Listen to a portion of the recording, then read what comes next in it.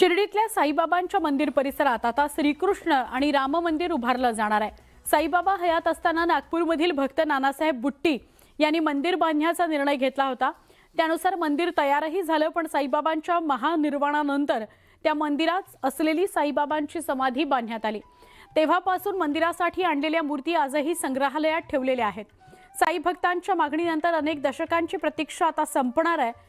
लवकरच साई मंदिर परिसरातील लेंडी बागेमध्ये श्रीराम आणि कृष्ण मंदिर उभारलं जाणार आहे। त्यामुळे साई भक्तांच्या आनंदाला पारावार उरलेला नाहीये।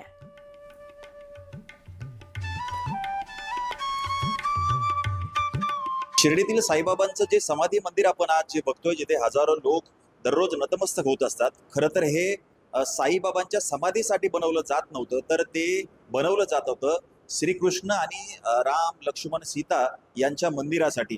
मी आता साईबाबांच्या जे म्युझियम आहे, जे वस्तू संग्रहालय आहे, या ठिकाणी आहे। आपण ह्या मूर्ती ज्या बघतोय, या खरं तर जे 1918 साली हे जे आजचा बुट्टीवाडा जो म्हटला जातो किंवा समाधी मंदिर जे म्हटलं जातं, त्या ठिकाणी ह्या मूर्ती बसवल्या जाणार होत्या। गोपाळराव बुट्टी जे नागपूरचे मोठे साई भक्त होते, हे बाबांच्या दर्शनाला कायम या ठिकाणी यायचे आणि या ठिकाणी साईबाबांच्या इच्छेनुसारच खरं तर श्रीकृष्ण आणि राम लक्ष्मण सीता हनुमान यांचं मंदिर उभारलं जात होतं। साईबाबा स्वतः या जे मंदिराची जी उभारणी आहे या कामावर लक्ष द्यायचे। जुना फोटो देखील आपल्याला या ठिकाणी बघायला मिळतोय। आजचं जे साईबाबांचं समाधी मंदिर आहे, तेच हे मंदिर आहे जिथे हे कृष्ण मंदिर होणार होतं। मात्र साईबाबांच्या महानिर्वाणानंतर या ठिकाणी साईबाबांची समाधी बांधण्याचा जो निर्णय आहे तो झाला आणि त्यानंतर साईबाबांची समाधी त्या ठिकाणी झाली।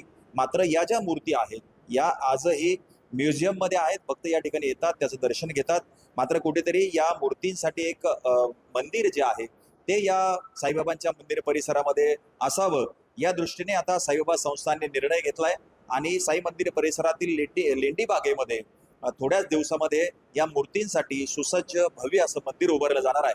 त्यामुळं साई भक्तांना आता साईबाबांच्या समाधीबरोबरच या ज्या मूर्ती आहेत यांचं दर्शन देखील मंदिरामध्ये होणार आहे। हरीश दिमोटे, न्यूज 18 मराठी, शिर्डी, अहिल्यानगर। लेंडी बाग जी आहे, ज्या ठिकाणी बाबा नेहमी यायचे, त्या ठिकाणी त्यांनी बाग फुलवलेली होती।